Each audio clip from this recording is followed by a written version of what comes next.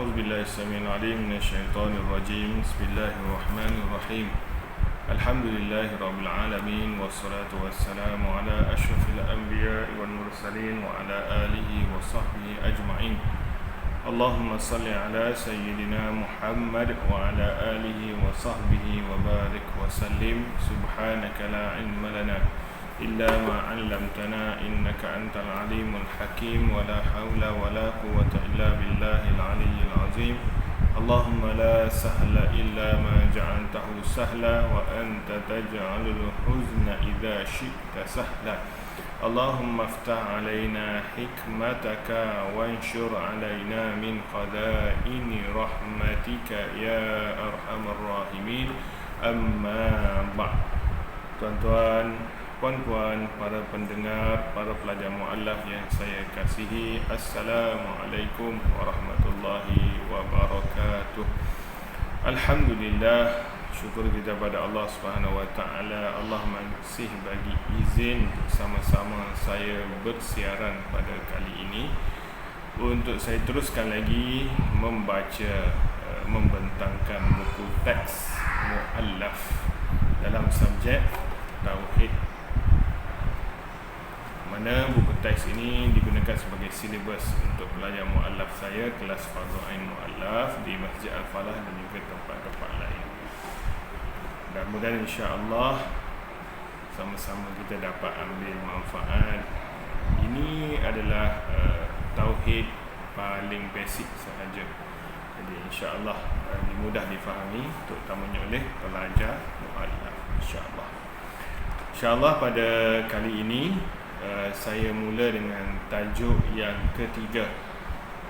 Kita dah baca dah tajuk siapa kita, man nahnu wa'awi. Kita dah baca tajuk kedua, keperluan agama kepada manusia, keperluan manusia kepada agama. Silap tu besar tu makna dia, keperluan manusia kepada agama. Ihtaju an-nas ila din. Kalau English, alah. Okay. Tajuk yang ketiga iaitu 3I. Islam, iman dan ihsan. Iaitu Islam, faith dan juga ihsan. Ini kita boleh namakan sebagai good deeds, kebaikan, good. Islam, iman dan juga ihsan. Soalan yang pertama, tuan-tuan dan puan-puan yang dirahmati Allah, para pendengar saya, apakah erti Islam?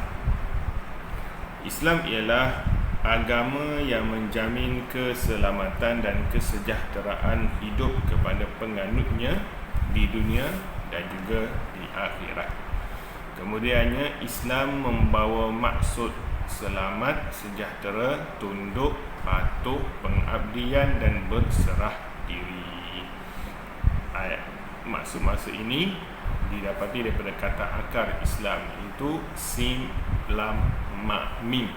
Salama. Salama itu ada berseri, kita bagi asal, kita bagi keselamatan. Assalamualaikum, salam sejahtera.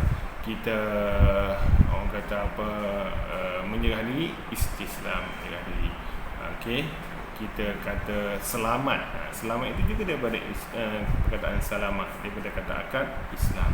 Maknanya segala yang berbentuk selamat, sejahtera, tunduk, untuk pengabdian dan berserah diri untuk maksud kepada Islam. Seseorang yang menganut agama selain daripada Islam bermakna mereka telah memilih jalan kesesatan dan juga kerosakan. Ini bagi seorang Muslim. Kepercayaan seorang Muslim selain daripada Muslim, yang bukan Muslim adalah berada dalam kesesatan. Akan tetapi Islam tidak mengajar untuk penganutnya, orang-orang Muslim, menyakiti, menyeksa, menzalimi yang bukan Muslim tanpa sebab, tanpa hak. Mesti ada urusan, mesti ada sebab baru boleh kenakan hukuman kata mereka. Tanpa sebab Islam tak galakkan. Begitu juga saya percaya dengan agama-agama lain juga turut berkempen ke arah keamanan. Maksudnya di sini, walaupun macam ni, Islam tidak mengiktiraf agama lain. Islam hanya mengiktiraf mereka sebagai manusia sahaja. Islam tetap meletakkan mereka sebagai yang tertinggi. Islam menuntut penganutnya untuk memberikan ketundukan, kepatuhan dan penyerahan diri sebagai suatu pengabdian secara mutlak kepada Allah Subhanahu Wa Taala. Maknanya bila kita sebagai seorang Muslim nak tak nak, kita terpaksa berserah diri, menyerah diri, menyembah hanya kepada Tuhan yang satu, iaitu Allah Subhanahu Wa Taala. Tak boleh ada Tuhan lain, tak boleh ada Tuhan gembira orang lain, Tuhan bahagia orang lain, Tuhan kaya orang lain, Tuhan senang orang lain, tak boleh. Dia hanya kepada Allah Subhanahu Wa Taala, Tuhan yang satu, yang maha bijaksana, yang maha kaya, yang maha pengampun, yang maha melapangkan dan sebagainya, segala sifat-sifat kesempurnaan untuk Allah Subhanahu Wa Taala. Maksud di sini adalah kalau kita sebagai seorang Muslim, biasa kita dengar kalau dulu nak masuk hutan, datuk, nenek, tupang dan sebagainya. Maknanya kalau kita sebagai seorang Muslim mesti yakin dan percaya Allah segala-galanya. Yang berlaku di sana hanyalah urusan Allah Subhanahu Wa Taala, bukan urusan datuk nenek dan perkara-perkara unsur-unsur yang lain. Firman Allah Subhanahu Wa Taala, "Kaifa yahdillahu qauman kafaru ba'da imanihim wa shahidu anna ar-rasula haqqun wa ja'ahumul bayyinat wallahu la yahdil qaumal zalimin ulaika jazaohum anna 'alaihim la'natullahi wal malaikati wan nasi ajma'in." Bagaimana Allah akan memberi petunjuk hidayah kepada sesuatu kaum yang menjadi kafir sesudah mereka beriman, serta sesudah mereka menyaksikan bahawa Rasulullah sallallahu alaihi wasallam, yakni Nabi Muhammad itu adalah benar, dan telah datang pula kepada mereka keterangan-keterangan yang jelas. Ingatlah, Allah tidak akan memberikan hidayahnya kepada kaum yang zalim. Balasan mereka itu ialah bahawa mereka ditimpa laknat Allah, malaikatnya dan seluruh manusia. Surah Ali Imran 86-87. Maknanya mereka yang kufur kepada Allah, maka balasan untuk mereka laknat Allah, laknat para malaikat dan juga laknat seluruh manusia. Soalan yang kedua, apakah keindahan Islam? Islam ini indah. Ingat pula masuk TV dulu. Islam itu indah. Islam adalah satu risalah untuk panduan hidup umat manusia. Islam adalah agama benar, lengkap dan menyeluruh, merangkumi setiap keperluan hidup manusia. Keindahan Islam berasaskan kepada perkara-perkara berikut. Dalam buku ni letakkan 5 asas keindahan Islam. 5 asas keindahan Islam yang memang betul Islam itu indah dengan 5 perkara ini. Perkara yang pertama iaitu keindahan Islam adalah daripada konsep rububiyah ataupun ketuhanan.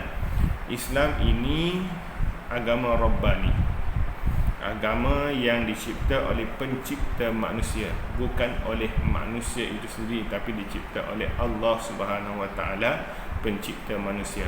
Dia maha mengetahui keperluan dan kelemahan manusia. Nama Islam itu sendiri juga diberikan oleh Allah Subhanahu Wa Taala. Islam berbeza dengan agama-agama lain yang mana agama mereka disandarkan kepada nama individu, kaum ataupun bangsa. Yang kedua keindahan Islam, Islam indah dengan syumuliyah, iaitu menyeluruh. Syariat Islam menyeluruh, tua, muda, kaya, miskin, kuat, lemah. Itulah peringkat-peringkat yang lain. Bangsa, warna kulit, bangsa, bahasa, sebagainya. Islam adalah agama syumul, iaitu agama yang menyeluruh, merangkumi seluruh kehidupan manusia, daripada bangun tidur hingga kepada tidur balik contohnya. Islam merangkumi urusan hubungan dengan Allah, urusan hubungan dengan makhluk, iaitu urusan hubungan dengan manusia, dan juga urusan dengan alam. Walau sebagai seorang Muslim, walaupun orang tak nampak sekalipun, maka kita tak boleh menzalimi alam, haiwan ke, pokok, tumbuh-tumbuhan dan sebagainya. Itu adalah sifat ihsan. Nanti kita akan jumpa nanti selepas ini. Itu nak katanya hubungan Islam ini meletakkan hubungan bonding, hubungan Islam ini letakkan hubungan bonding antara Muslim dengan semua. Sama juga saya sebut tadi, walaupun non-Muslim, bukan Islam sekalipun, Islam tetap ada hukuman, ada hukum, ada undang-undang Islam dengan non-Muslim, bukan Islam. Tak boleh nak menzalimi mereka tanpa sebab. Yang ketiga, keindahan Islam, iaitu Islam bersifat alamiyah, iaitu universal, antara bangsa. Islam adalah agama alamiyah, agama universal, bukan khusus untuk sesuatu bangsa atau kaum. Islam bukan hanya khas untuk bangsa Arab sahaja, tetapi Islam ini terbuka untuk ajam sekali. Arab lawannya ajam. Dalam ajam ini ada Melayu, ada Rom, ada Eropah, ada Negro dan sebagainya. Maknanya adalah Islam ini terbuka. Siapa-siapa pun boleh memeluk agama Islam. Siapa-siapa pun boleh beriman kepada Allah dan juga mentaati segala perintah Allah Subhanahu Wa Taala. Tak ada larangan. Islam adalah agama untuk semua manusia tanpa mengira warna kulit. Kuning lansat ke, coklat ke, hitam ke, putih ke, berbagai warna kulit. Biru tak ada lekuk, tak ada mengalai. Hijau pun tak ada mengalai gila. Merah tak ada mengalai gila. Warna-warna kulit manusia. Dan juga kaum. Tak kira lah kaum tu ada kat mana, hujung dunia ke, dalam hutan ke, sebagainya. Islam tetap untuk mereka. Cuma tinggal sampai ke tak dakwah Islam itu, itulah yang masalahnya. Kalau sampai, alhamdulillah. Tak sampai, itulah yang kita kena uruskan. Kita kena usahakan untuk sampaikan dakwah Islam kepada mereka dan juga bangsa. Contohnya di Malaysia ini, Islam bukan khas untuk orang Melayu sahaja. Islam juga terbuka untuk Cina, untuk India, untuk Punjabi, Serani, sahabat-sahabat kita di Sabah, Sarawak, orang asli, orang asal, dan tempat bangsa-bangsa yang lain.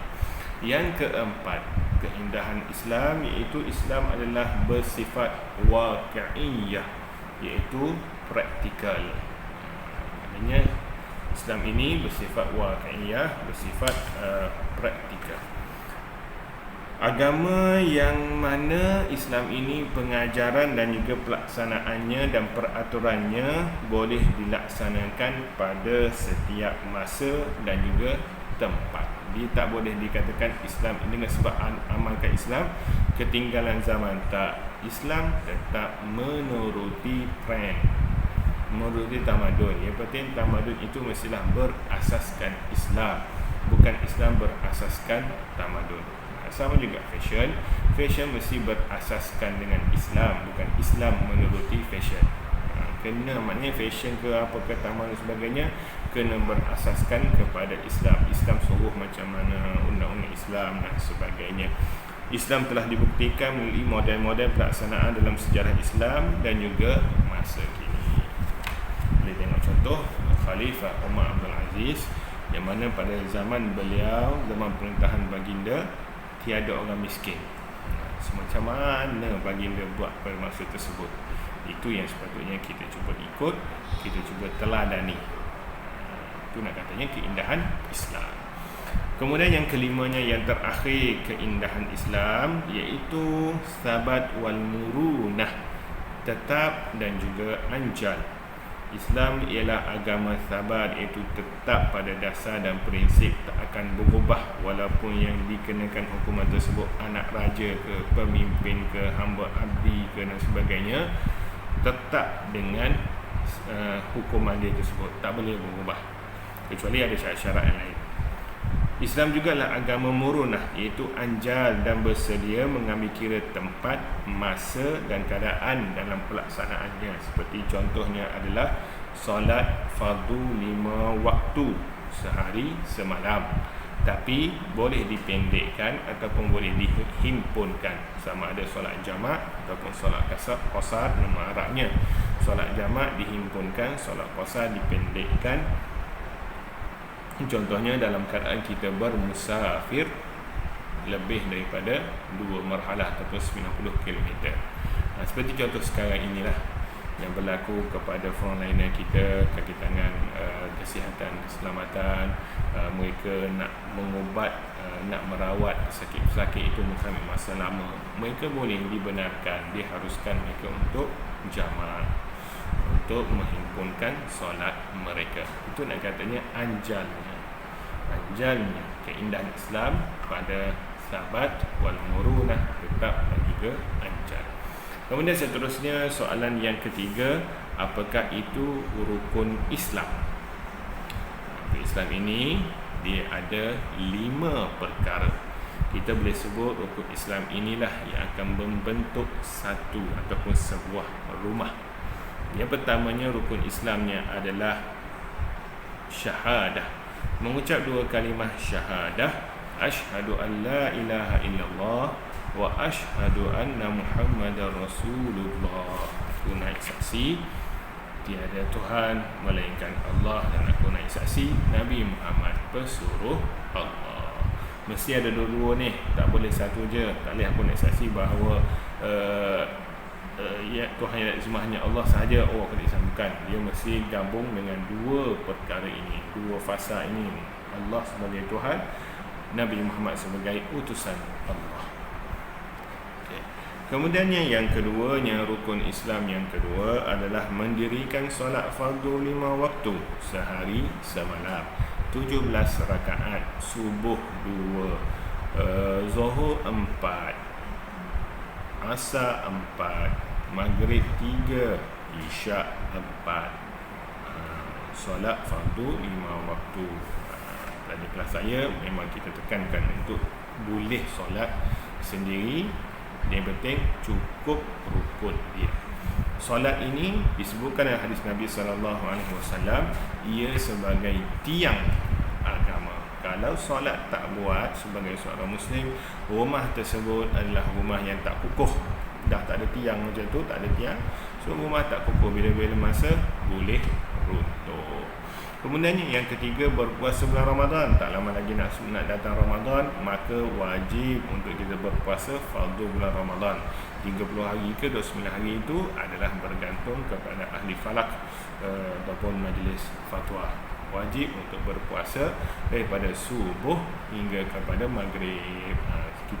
Saya dah bincangkan, saya dah bentangkan dalam bicara puasa dalam video semua ini.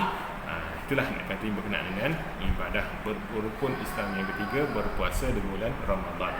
Rukun Islam yang keempat, membayar zakat, mengeluarkan zakat. Zakat ini bukannya zakat fitrah sahaja, akan tapi zakat ini ada banyak, ada 8 semuanya.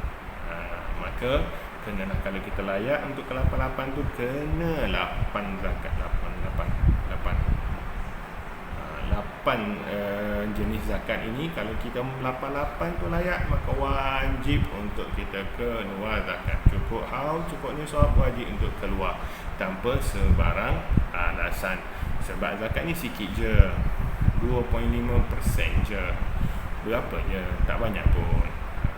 Sebab kalau kita fikir banyak, lagi itulah kita tak bayar. Tapi kalau kita fikir sikit je, insya-Allah, maka insya-Allah kita mampu. Allah mudahkan untuk kita bayar zakat. Zakat ni kemudiannya nak bantu asnaf 8 juga jenis asnaf zakat, untuk bantu mereka keluar daripada lembah kemiskinan. Mudah-mudahan mereka pula bantu asnaf lain. Begitulah seterusnya. Itulah yang nak dibuat pada zaman Khalifah Umar Abdul Aziz. Lala sekali, akhir-akhirnya duit zakat ni tak ada, Baitul Mal tak tahu nak bagi kat siapa, sebab semua dah kaya dah. Sebab masing-masing masa susah dulu, mereka masing-masing keluarkan zakat, bagi bantuan sebagainya.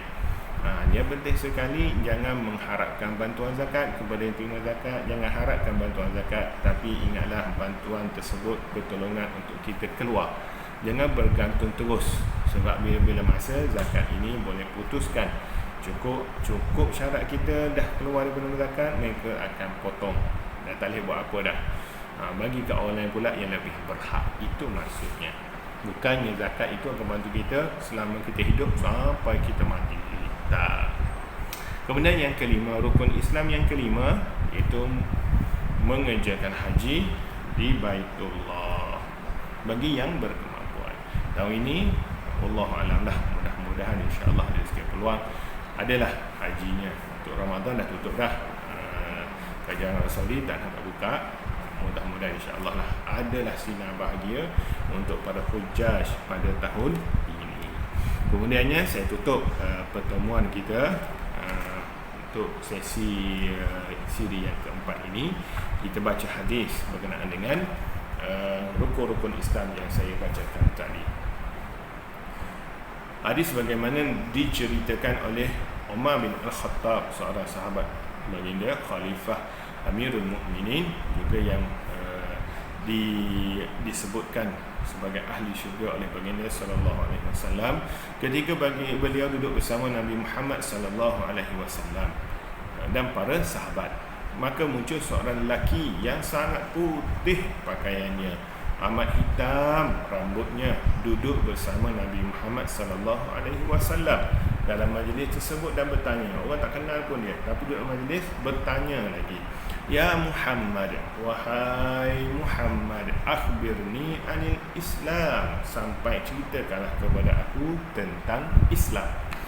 Faqala Rasulullah sallallahu alaihi wasallam, maka Nabi sallallahu alaihi wasallam, Nabi Muhammad sallallahu alaihi wasallam bersabda, al-Islamu, Islam itu antashhada an la ilaha illallah, iaitu mengucapkan ataupun menyaksikan penyaksian tiada Tuhan selain, tiada Tuhan melainkan Allah, wa anna Muhammadar Rasulullah, dan Nabi Muhammad itu adalah pesuruh Allah, bukan anak Allah tapi pesuruh Allah, utusan Allah sallallahu alaihi wasallam.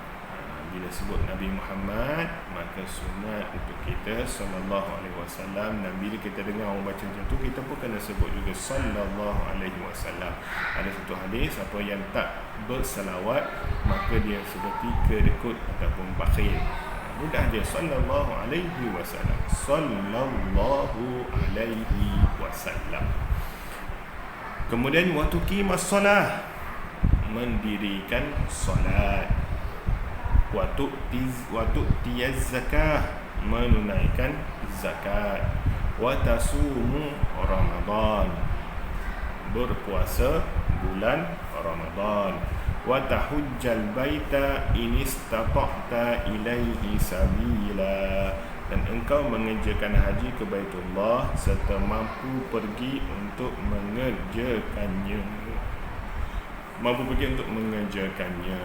Qala, berkata lelaki tersebut selepas sabda baginda ini, sadaqta, kamu ataupun benar seperti yang Tuhan katakan. Itu hadis riwayat Muslim. Antara hadis yang dipercayai, sumbernya dipercayai dan diyakini yang benar daripada Rasulullah sallallahu alaihi wasallam. Itulah dia 5 rukun Islam yang 5 ini kena buat. Bermula dengan lesen paling besar, iaitu syahadah asyhadu an la ilaha illallah wa asyhadu anna Muhammadar Rasulullah. Buat yang ini dulu, barulah terikat dengan 4 yang belakang dia. Kalau yang ni tak buat, 4 buat kat belakang, tak ada nilai di sisi Allah, sebab kita tak syahadah. Selepas kita syahadah, kena solat fardu 5 waktu sehari semalam. Kemudiannya berpuasa bulan Ramadan. Dalam hadis ini dia dahulukan zakat. Ada hadis lain dahulukan puasa. Yang penting sekali puasa dan zakat, dia sama ada nombor 3 ataupun nombor 4. Biasa kita jumpa buku-buku dia tulis zakat dulu baru puasa. Ada buku puasa dulu baru zakat. InsyaAllah lepas rezeki saya cerita. Kita bercerita, kita cerita kenapa didahulukan solat, zakat dan sebagainya. Yang penting nombor 3, nombor 4 je. Dia tak akan keluar nombor 2 tu zakat ataupun puasa, tak ada. pertama syahadah, yang kedua mesti solat, yang ketiga, yang keempat puasa ataupun bayar zakat, dan yang kelima adalah menunaikan haji. Itu je. Yang berbeza tempatnya adalah solat, puasa dan zakat sahaja.